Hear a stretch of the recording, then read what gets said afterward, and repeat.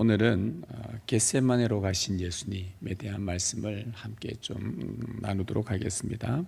요단강으로 가신 예수님, 광야로 가신 예수님, 갈릴리로 가신 예수님, 예루살렘으로 가신 예수님, 이제 오늘은 겟세마네로 가신 예수님입니다. 이 겟세마네라는 이 지명의 이름 뜻은 기름 골짜기라는 뜻입니다. 기름 골짜기라. 기름을 짠다라는 그런 뜻을 갖고 있습니다. 무슨 기름일까요? 이스라엘의 예루살렘 성전에서 바라보면 아래 깊은 골짜기가 있고 그곳에 가서 기드론 시내를 건너면은 예수님께서 기도하셨던 감람산 겟세마네가 나옵니다. 그 감람산이라는 것이 감람이라는 것이 우리말 번역으로 감람나무, 감람이라고 번역했는데 원래 이 감람은 중국 성경에서 가지고 온 단어입니다. 중국 사람들이 처음에 성경을 번역할 때 이스라엘의 이 올리브 나무를 무엇으로 번역할까 고민하다가 나름 중국의 선교사님들과 그 중국 사람들에 의해서 그 올리브 잎이 자기들 나라에 있는 감람나무와 잎이 참 유사한 것을 보고 그렇게 번역을 감람나무로 했고, 대한민국은 우리가 우리말로 성경 번역될 때 중국 성경을 그대로 가지고 와서 이 부분을 감람나무라 그렇게 번역을 해서 오늘날까지 감람나무라고 되어 있습니다. 그래서 우리 어린 아이들한테 감람나무 하면 한 번도 감람나무를 본 적이 없어서 중국가에만 볼 수 있는 그 감람나무가 도대체 뭔가 이스라엘 가보니까 올리브 나무를 감람나무로 했구나라고 알게 됩니다. 바로 그 올리브 나무, 일명 감람나무가 그 감람산에 왜 감람산이라 했겠습니까? 그 나무가 굉장히 많이 심겨져 있었겠죠. 한 수천 그루 정도 심겨져 있습니다. 여기서 짠 기름 가운데 최고 등급의 기름은 성전을 밝히는 위해서 등잔대에 사용하는 그 기름으로 쓰게 되죠. 예수님께서 공생의 기간에 감람산에 간 것은 성경 기록으로는 한 번밖에 없습니다. 물론 몇 번 가셨는지 정확하게 우리는 알지 못하지만 복음서에 나오는 성경의 기록으로는 요한복음에 공생의 3년 동안 감람산으로 가시고라고 이렇게 한 번 되어 있고요. 그 외에는 거의 가신 적이 없는 걸로 기록이 되어 있습니다. 보통은 예수님의 일정이 어떻게 되냐 하면 예루살렘에 자주 오시지는 않으셨지만 한 번씩 오시게 되면 예루살렘으로 오셨다가 거기서 하루를 보내고는 감람산에서 머물지 않고 지나쳐서 베다니로 가십니다. 거기에 가면 예수님이 사랑하셨던 나사로와 마리아와 마르다가 거기에 살았고 거기에서 묵으면서 그들과 함께 시간들을 보내곤 하셨죠. 그래서 이 감람산은 주로 예수님이 가신 적이 많이 없었습니다. 거의 방문하지 않은 곳이죠. 그런데 그분의 일생의 마지막에 십자가를 지기 전에 이 감람산을 방문을 합니다. 그것도 겟세마네라는 곳에 그곳에 방문을 합니다. 무슨 특별한 이유가 있는 것 같습니다. 거의 방문하지 않았던 그곳에 왜 예수님은 십자가를 지시기 전 겟세마네로 가셨을까? 오늘 우리가 예수님을 따라서 그 겟세마네에 머문다는 것은 무슨 의미일까? 예수님이 가신 겟세마네의 길, 오늘 우리가 그곳에 가야 할 길은 어떤 길인가? 이 질문에 답을 얻기 위해서는 겟세마네로 가시기 전에 제자들과 마지막 만찬을 그날 밤에 먹었던 그 장소로 되돌아가 봐야 합니다. 야고보와 요한의 어머니, 어제도 말씀드렸죠. 야고보와 요한의 어머니가 자기의 두 아들을 예수님, 당신이 왕위에 앉으시면 하나는 왼쪽에 하나는 오른쪽에 좀 앉혀주십시오 라고 요청을 했습니다. 그때 예수님이 하신 말씀이 이거였잖아요. 내가 마시려던 잔을 너희가 마실 수 있겠느냐, 이 질문을 딱 던집니다. 그리고는 대답이 없습니다. 물론 마실 수 있나이다 이렇게 대답은 했지만 그 뒤로는 아무 말도 못합니다. 예수님께서 내가 마시려던 잔을 네가 마실 수 있겠느냐, 예수님 나라에 우리를 다 앉혀주십시오라고 했던 질문에 내가 마시려던 잔을 네가 마실 수 있겠느냐, 이 말은 다시 말하면 너희가 예수님의 나라에 들어오려면, 너희가 하나님 나라에 들어오려면 우리 예수님과 함께 보좌에 앉아서 그 영광의 자리를 차지하고 싶으면 예수님이 마시는 잔을 너희도 마실 수 있어야 한다는 뜻입니다. 여기서 예수님이 마시는 이 잔은 무엇을 의미하냐? 이 잔은 예수님께서 감당해야 될 고난과 죽음의 잔이었습니다. 즉 예수님의 고난과 죽음에 동참할 때에 하나님 나라에 들어갈 수 있다는 말씀이었습니다. 그리고는 예수님이 이 말씀을 하시고 바로 유월절 식사, 마지막 식사를 하시면서 제자들에게 이 고난과 죽음의 잔이 무엇을 위해서 내가 이 잔을 마셔야 되는지를 덧붙여 설명을 해 주셨어요. 뭐라고 설명하셨냐 하면 마태복음 26장 오늘 읽은 그 앞부분에 27절 28절에 보면 이렇게 말씀합니다. 잔을 가지사 감사기도 하시고 그들에게 주시며 이르시되 너희가 다 이것을 마시라. 이것은 죄 사함을 얻게 하려고 많은 사람을 위하여 흘리는 바 나의 피 곧 언약의 피니라. 예수님이 마셔야 할 잔, 그분이 겪어야 할 고난과 죽음의 잔은 다름 아닌 많은 사람의 죄를 사하기 위해서, 많은 사람의 죄를 용서하기 위해서 흘리는 언약의 피라고 주님은 자신이 마셔야 될 잔의 의미를 부여하셨습니다. 예수님이 마시는 잔은 죄 사함이 목적이었고 용서가 목적이었다는 겁니다. 하나님을 떠난 인간들, 하나님을 떠나 죄를 범하고 하나님을 대적했던 아담의 후손들, 모든 인류는 하나님의 대적한 대가로 무서운 진노를 받아야만 했습니다. 영생이신 하나님을 대적했으니까 그들에게 찾아오는 하나님의 진노는 영멸이었습니다. 예수님께서 마시는 잔은 바로 영원한 멸망이라는 하나님의 진노를 풀기 위해서, 인간의 사악한 죄를 용서하시기 위해서, 하나님의 진노가 더 이상 자기 백성에게 임하지 않도록 하기 위해서, 우리의 죄값을 대신 치르기 위해서 죄사함, 용서를 위한 잔이었습니다. 만일 예수님께서 이 잔을 마시지 않으신다면 우리는 용서받지 못할 뿐만 아니라 영원한 사망에 머물러야만 합니다. 예수님은 많은 사람의 죄사함을 위해서, 하나님의 진노를 풀고 용서하시기 위해서 마신 그 언약의 피, 바로 고난과 죽음의 잔이었습니다. 자, 이 말씀을 하시고는 제자들에게 뭐라고 말씀하셨냐? 얘들아, 너희가 이것을 다 받아 마시라. 너희가 이것을 받아 마시라.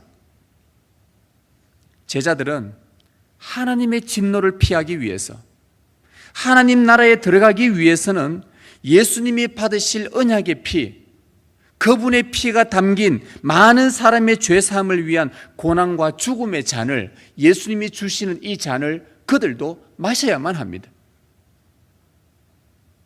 그 옛날 이스라엘 백성들이 출애굽 때 어린 양의 피를 문설주와 임방에 발라 하나님의 심판을 면한 것처럼 제자들은 어린 양의 예표인 예수님이 흘리신 피의 잔, 언약의 잔, 고난과 죽음의 잔을 나누실 때에 너희도 받아 마셔라.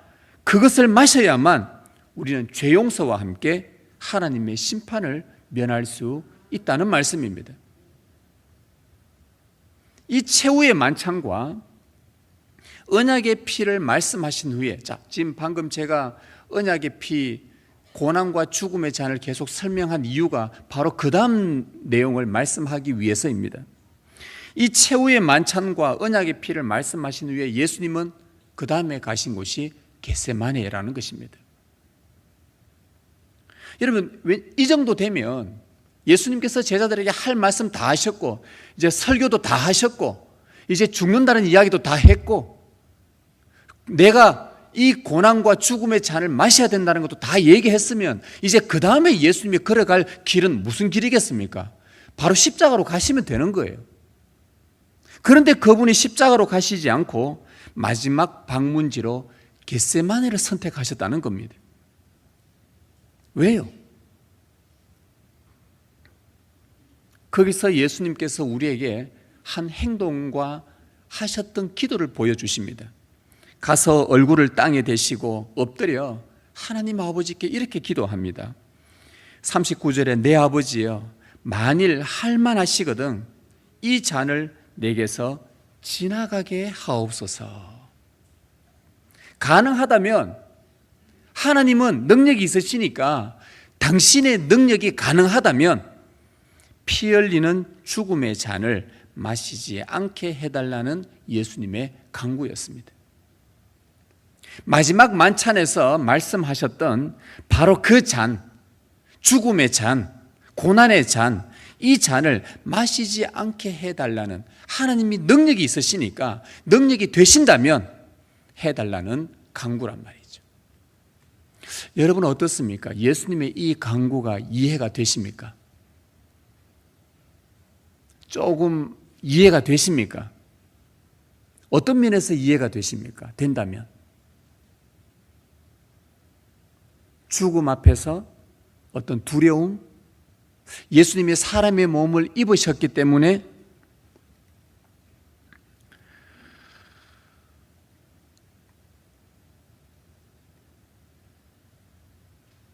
그런데 사실 어떻게 보면 이 간구는요, 이해하기가 좀 어려운 부분입니다. 왜냐면요, 예수님은 앞에서부터, 우리 어제 말씀도 그랬고 엊그제 말씀도 그랬고 지금 그때부터 계속해서 당신께서 고난받고 죽으셔야 한다는 것을 이미 알고 계셨습니다. 구약의 메시아가 이 땅에 오면 고난받고 죽어야 한다는 예언들이 있습니다. 그 예언을 이루기 위해 예수님이 이 땅에 오셨어요. 그분은 이 땅에 오셔서 당신께서 죽어야 한다는 거 본인도 너무나 잘 알고 계십니다. 오늘 마태복음 26장 31절을 한번 보시면요, 예수님이 구약의 서가랴 말씀을 인용을 하셔요. 31절에 보면 그때 예수께서 제자들에게 이르시되 오늘 밤에 너희가 다 나를 버리리라. 기록된 바 내가 목자를 치리니 양의 떼가 흩어지리라 하였느니라. 기록된 바, 어디에 기록되어 있냐? 서가랴 말씀에 기록이 되어 있는데 그때에 하신 말씀입니다. 내가 목자를 치리니, 내가 목자를 치면 양떼들이 다 흩어지게 될 것이다. 이 여기서 말하는 목자가 누구냐? 예수님을 이야기합니다. 예수님을 치면, 즉 예수님이 체포되고 채찍에 맞고 죽으면은, 고난받고 죽으면은 양떼들이 다 흩어질 것이다. 이 제자들이 다 흩어질다. 이 구약에 이미 예언해 놓았고 앞으로 일어날 일을 예수님은 너무나 잘 알고 계십니다. 예수님은 자신이 고난과 죽음을 피할 수 없다는 것 이미 구약에 수없이 예언해 놓았고 본인도 직접 말씀하셔서 알고 있었어요. 그런데 마지막 순간에 겟세마네에서 아버지께 기도하면서 이 잔을 마시지 않는 방법이 있다면 그렇게 해달라고 하나님께 간구하는 이 모습은 이해가 되지 않는다는 말이에요. 전체 문맥으로 볼 때에, 성경의 전반적인 논리로 볼 때는 이것이 이해가 되지 않는 겁니다. 이 잔은 모든 사람의 죄 용서를 위해 흘리는 나의 피다라고까지 좀 전에 만찬에서 말씀까지 하셨는데 이 잔을 내게서 옮겨 주옵소서라고 말하는 것 더더욱 이해되지 않습니다. 그러면 이 고난과 죽음의 잔을 피하는 것은 아버지의 뜻이 아니라는 것 너무나 잘 알고 계시면서도 왜 이 간구를 하셨을까? 인간적인 두려움이었을까요? 충분히 그럴 수 있다고도 봅니다. 인간의 몸을 가지셨기 때문에 앞으로 인간인 우리가 겪어야 될 두려움과 아픔을 친히 체휼하기 위해서 충분히 주님은 두려워할 수 있다고 저도 그렇게 생각합니다. 그렇다고 예수님께서 그러면 정말로 죽음의 잔을 마시지 않기 위해서 그런 기도를 드린 것일까요? 안 마시려고? 아버지께서 이렇게 기도했는데 아버지께서 알았다, 마시지 마라 하면 예수님이 와우, 이걸 기대하신 것일까요? 아닙니다. 여러 이유가 있겠지만, 신학자들이 여러 이유들을 말하고 있겠지만, 오늘 저는 지금 예수님의 길, 우리의 길이라는 주제를 갖고 설교를 하고 있는데, 예수님이 가신 그 길을 제자들이 또 우리들이 따른다는 이 관점에서 본다면 예수님의 이 강구는 제자들을 위해서였습니다. 제자들을 위해서였습니다. 여러분, 지금 이 제자들은 예수님이 죽어야 한다는 것을 이해를 못하고 있습니다. 왜 죽어야 하는지도 잘 모릅니다. 받아들이지 못합니다. 조금 전에 예수님께서 이거는 언약의 피라, 너희도 받아 마셔라, 내가 죽어야 되는 그 피다, 죽음의 잔을 설교를 하셨지만 제자들은 먹기는 먹고 마셨는데 그 말이 무슨 말인지 온전히 이해를 못한 상태입니다. 또한 그 잔을 받아들일 준비도 되지 않았습니다. 예수님께서 왜 저토록 땀방울이 피가 되도록 기도하셨는지도 모릅니다. 무슨 내용으로 기도했는지도 모릅니다. 그러나 예수님은 지금 저 자고 있는 베드로와 야고보와 요한, 나중에 이 세 사람이 교회의 큰, 예루살렘 교회의 큰 기둥이 되지 않습니까? 지금은 저 자고 있는 저 제자들도 언젠가는 예수님처럼 하나님 나라 위에 고난받을 것이고 죽음의 잔을 마셔야 할 때가 온다는 것을 알고 계셨고, 예수님 때문에 저 베드로와 야고보와 요한도 고문을 당하고 고난받고 박해를 받아야 한다는 거 예수님 다 알고 계셨습니다. 제자들이 예수님 때문에 받을 고난, 고문, 박해, 죽음, 이거 두려워하지 않고 온전히 감당할 수 있기 위해서는 제자들에게 정말 필요했던 것은 깨어 기도하는 것이었기 때문입니다. 겟세마네는 마귀가 예수님을 방해하려고 모든 수단 방법 가리지 않고 달려든 바로 그곳이었습니다. 사탄이 모든 권세를 총동원하여 예수님을 주저앉히려고 하는 바로 그 순간에 그런 일이 예수님 본인께서 성천하신 후에 제자들에게도 똑같이 이 일들이 일어날 것을 알고 계셨거든요. 악한 사단이 베드로를 죽이려고, 사도행전에 가보십시오. 베드로 죽이려고 그러다가 야고보를 먼저 죽였지 않습니까? 물론 그 야고보는 이 야고보는 아닙니다. 예수님의 동생 야고보입니다. 교회의 기둥 같은 자들이 다 죽어버렸습니다. 그랬을 때에 성도들이 얼마나 두려워했습니까? 우리의 사도가 죽었다, 우리의 사도가 죽었다, 이제 우리 교회 어떻게 하냐? 그럴 때에 베드로를 체포를 합니다. 이참에 그 공회원들은 이참에 베드로마저 체포하면은 이 교회들 다 사라질 것이다, 없어질 것이다. 그런 두려움 가운데, 그런 두려움이 임했을 때에 사단이 온갖 달려들어서 교회를 무너뜨리고 할 그때에 예수님은 이미 겟세마네에서 알고 계셨고 제자들에게 닥칠 이 고난들, 이것을 두려워하지 않고 이겨낼 수 있도록 할 수 있는 방법은 하나님 아버지께 깨어서 간구하는 것밖에, 기도하는 밖에 없다는 것을 친히 보여주고 싶었던 거예요. 40절 41절에 보면 제자들에게 오사 그 자는 것을 보시고 베드로에게 말씀하시되 너희가 나와 함께 한 시간도 이렇게 깨어 있을 수 없더냐? 시험에 들지 않게 깨어 기도하라. 마음에는 원이로되 육신이 약하도다. 시험에 들지 않게 깨어 기도해라. 예수님의 말씀의 요지는 바로 이겁니다. 사탄은 하나님 나라를 방해할 것이다. 너희들이 하나님 나라와 주님의 교회를 세우려고 하면 사단이 총집중해서 방해할 것이다. 이것 때문에 너희가 고문도 당할 것이고 너희가 고통을 받을 것이고 박해가 심해서 목숨을 잃어 순교할 수 있을 것이다.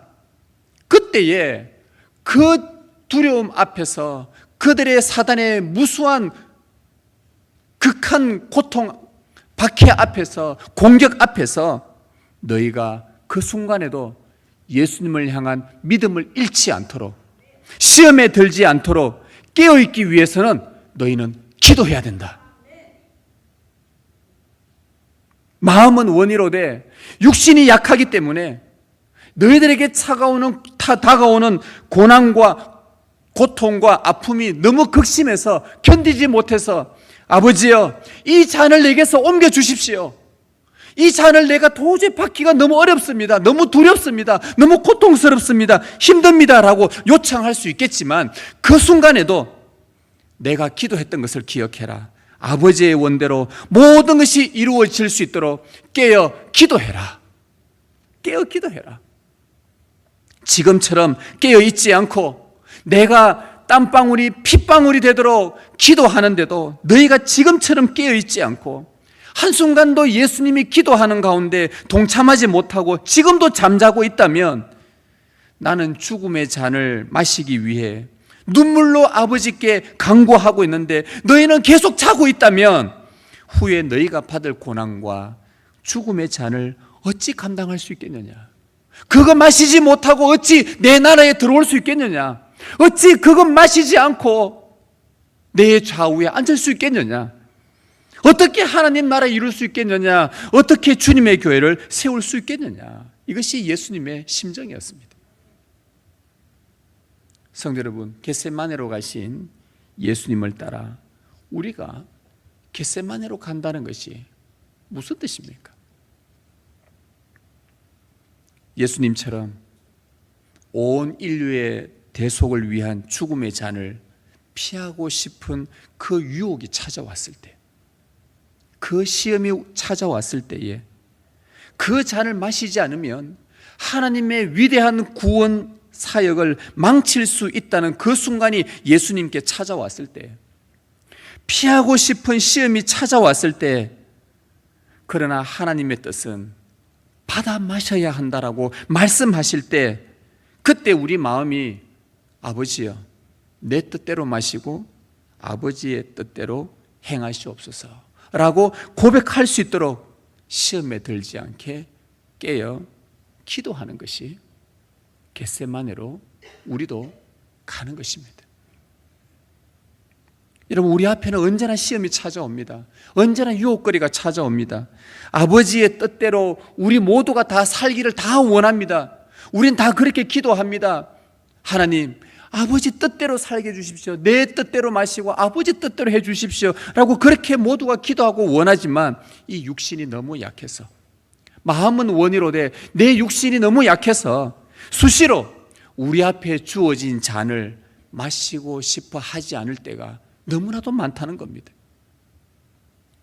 그 순간 마귀는 모든 힘과 계략을 총동원해서 우리를 미혹합니다. 그만두게 합니다. 주저앉히게 합니다. 하나님 아버지께서 주시는 잔을 피할 수 있도록 말이죠. 주님은 우리가 마셔야 할 잔을 내미십니다. 자, 이는 언약의 피라. 받아 마셔라. 주시는데, 이것을 받아 마시라고 주시는데, 아버지, 이 잔은 내가 안 받으면 안 되겠습니까? 다른 방법 없습니까? 말하면서 피하고 싶은 연약함이 우리 안에 다 있습니다. 누군가를 용서해야 된다. 너에게 죄를 범한 자들을 너는 용서해야 된다. 아버지가 말씀하시는데, 주님, 저 도저히 용서 안 됩니다. 다른 방법 없습니까? 이 잔을 피할 수 있으면 피하게 해주십시오 라고 내가 원하는 것을 간구합니다. 하나님께 극악무도한 죄를 범한 우리의 죄를 용서하기 위해 예수님은 아버지가 주시는 고난의 잔을 기꺼이 받으셨는데, 우리는 우리에게 죄를 범한 자를 용서하라고 아버지께서 주시는 잔을, 아버지, 저는 못 받겠습니다. 내 안에서 용서가 안 됩니다. 받을 수가 없습니다. 그렇게 피하고 싶어 합니다. 그것은 우리의 연약함입니다. 그래서 깨어 기도하라고 하신 거예요. 우리가 이길 수 없는 겁니다. 우리의 연약함은, 예수님은 기도하시는데 옆에서 3명의 제자가 계속 졸고 있는 것은 우리의 연약함이에요. 우리도 잠을 이겨낼 수가 없는 겁니다. 그래서 뭐가 필요하냐? 깨어 기도하라는 거예요. 기도가 너희가 이겨낼 수 있는 힘이다. 그렇지 않으면 마음은 용서해야 된다는 것을 알지만 연약한 육신을 따라서 용서하지 못하고 예수님이 가신 그 길 따라가지 못하고 결국 우리는 주님의 교회를 세우지 못하는 겁니다. 여러분, 초대교회 때 히브리파 과부들과 헬라파 과부들이 서로 다툼이 있어서 예루살렘 교회가 시작하자마자 처음부터 갈릴 위험이 생겼습니다. 교회 공동체 안에 금이 가기 시작했습니다. 서로가 미워하기 시작합니다. 이 일 때문에 서로 질투합니다. 왜 저는 더 주고 얘는 덜 주냐? 그러면서 더 주는 사람 좀 봐주고 이쪽 사람 더 봐주고 하다가 자기들한테 금이 가기 시작합니다. 그때 사도들이 결단을 합니다. 뭐라고 결단합니까? 이래서 안 되겠다. 우리가 말씀 전하는 것도 지금 시간이 부족하고 기도하는 것도 시간이 부족하고 이거 구제하는 것도 너무 부족하니까 우리가 집사들을 뽑자. 집사들을 뽑아서 이 문제를 해결하도록 하자. 이 분쟁의 문제를 해결하도록 하자. 구제 문제를 해결하도록 하자. 우리는 말씀과 기도에 전무하겠다. 왜 이런 결정 내렸을까요? 사도들이 기도하지 않고는 교회 공동체를, 금가고 있는 공동체를 세울 수 없었기 때문입니다. 여러분, 교회가 흔들리는데, 교회가 금가고 있는데 제일 많이 하는 교회에서 행동은 뭐냐? 비난하고 누구 탓만 합니다. 교회가 조금만 어려워지면 사람들끼리 모여서 웅성웅성 하면서 기도할 자리에 기도하지 않고 그때부터 말하기 시작합니다. 자기 주장하기 시작합니다. 더 쪼개기 시작합니다. 누구 비난합니다. 저 사람 때문이다. 누구 때문이다. 누구 때문이다. 말하기 시작합니다. 베드로가 결정한 것은 우리가 기도하는 것을 전무해야 되겠다. 이래 우리의 마음을 쏟아야 되겠다. 교회를 세우기 위해서. 그래서 그 이후로 베드로와 요한은요, 제3시의, 제6시, 제9시가 되면 항상 하나님 앞에 기도하기 시작했습니다. 하루에 3번씩 3시, 6시, 9시, 오전 9시, 정오, 오후 3시. 하루의 시작과 정오와 하루의 마무리, 기도하는 것을 놓치지 않았습니다. 그가 기도하는 그 갈 때에 성전 미문에 있던 안전뱅이가 있을 때에, 그때 베드로와 요한이 기도하러 가는 때에 하나님께서 나사렛 예수의 이름으로 그 사람을 고치는 기적도 일어납니다. 하나님은 우리 각자가 받아 마셔야 할 잔을 지금도 주십니다. 여러분 각자의 믿음의 분량에 따라 마셔야 될 잔이 다르겠지만 하나님은 지금도 우리 각자에게 주님의 몸된 교회를 세워가기 위해 각자에게 주신 잔을 다 주십니다. 한 사람도 예외 없이 하나님의 자녀라고 한다면, 하나님의 택함받은 자녀고 이곳에 믿음으로 구원을 얻은 하나님의 백성이라고 한다면 누구에게나 다 그 믿음의 분량만큼 필요한 잔을 다 주십니다. 맞아, 그 잔을 충분히 받아 마실 수 있기 때문에 주시는 잔인데 우리는 그 잔들을 거부하는 경향이 생각보다 많습니다. 아이고, 저는 할 수 없습니다. 아이고, 저는 안 됩니다. 하나님 우리 각자에게 받아 마셔야 할 잔을 주실 때 그것이 무엇이든지 간에 겟세마네가 주는 메시지는 분명합니다.